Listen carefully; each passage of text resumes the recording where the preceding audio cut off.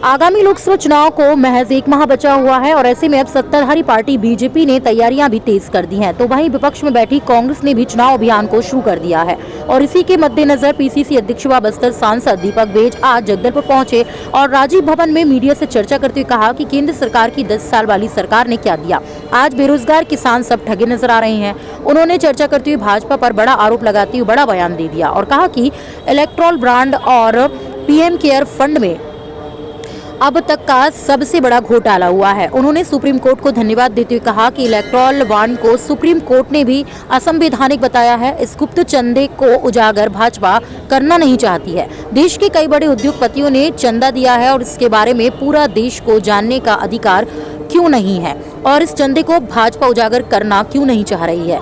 Electral bond और PM care fund के बारे में आखिर भाजपा क्यों चुप है और कांग्रेस के सवाल का जवाब क्यों नहीं दे रही है, जबकि कांग्रेस ने सभी चीजों को जनता के सामने रख दिया, जबकि भाजपा ने दोनों फंड में अब तक का सबसे बड़ा घोटाला किया है। इसका जवाब आगामी लोकसभा चुनाव में जनता दे देगी। वहीं नक्सली घटनाओं को लेकर पीसीसी अध्यक्ष ने प्रदेश सरकार पर गंभीर आरोप लगाए हैं और कहा कि नक्सली वारदातों में बस्तर अशांत हो चुका है, जबकि बीते 5 साल तक बस्तर पूरी तरह से शांत था। प्रदेश में भाजपा की सरकार आते ही 15 साल की तर्ज पर बस्तर अशांत हो चला है। भारतीय जनता पार्टी के नेता नहीं चाहते, इसीलिए लगातार आरोप लगाते रहे हैं। बस्तर में टारगेट किलिंग हो रहा है, लेकिन प्रदेश में भाजपा की सरकार आती ही अब फिर से बस्तर में नक्सली घटनाएं रोजाना हो रही हैं। निर्दोष आदिवासी मारे जा रहे हैं, माता बहनों के साथ अत्याचार हो रहा है। साथ ही कहा कि टारगेट किलिंग की बात करने वाले भाजपा के नेता कहां गए हैं। बातचीत वाले बयान पर कहा कि चर्चा का समय निकल गया है। बस्तर की समस्या का समाधान चाहते हैं, न कि बयानबाजी। भाजपा नक्सल मामले में केवल अपना बयान दे रही है, जबकि रोजाना घटनाएं घट रही हैं। उन्होंने कहा कि भाजपा नक्सलियों के सामने पूरी तरह से सरेंडर कर चुकी है। जगदलपुर से मैं सबसे पहले तो माननीय सुप्रीम कोर्ट से सबसे पहले धन्यवाद देना चाहता हूं।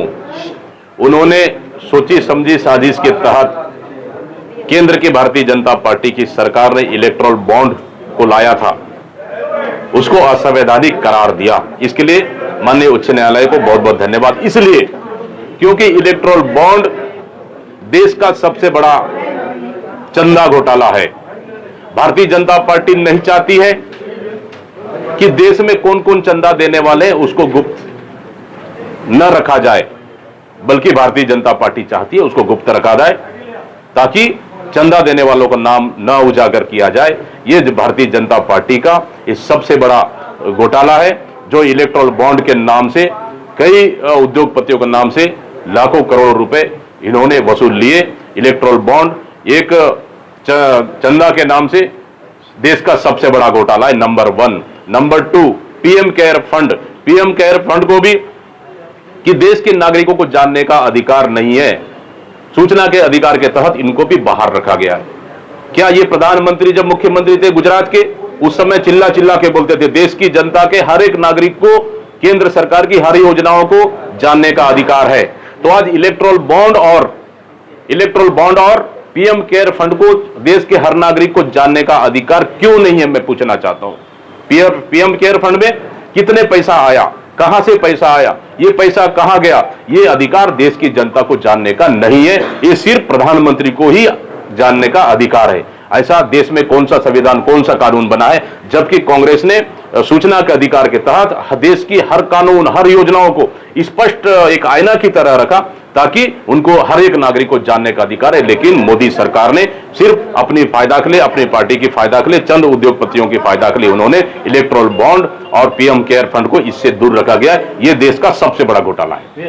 हमारा बस्तर शांत था, बस्तर का जनजीवन सामान्य हो रहा था, लेकिन भारतीय जनता पार्टी आने के बाद बस्तर फिर 15 सालों की तर्ज पर फिर बस्तर अशांत हो चला है।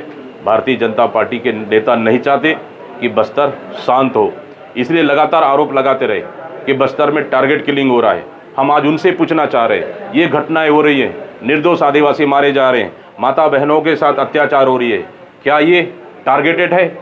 इसको जवाब भारतीय जनता पार्टी को देना चाहिए। ये एक फॉर्मूला बड़ा हिट है। जनता पार्टी पूरी तरह से सरेंडर हो चुकी है और उसको सह दे रही है। और मैंने कहा कि कांग्रेस के राज में बस्तर शांति की ओर लौट चुका था, लेकिन भारतीय जनता पार्टी जब से आई है, सिर्फ बस्तर ही नहीं पूरी छत्तीसगढ़ अशांत हो चुका है। इस तरह से भारतीय जनता पार्टी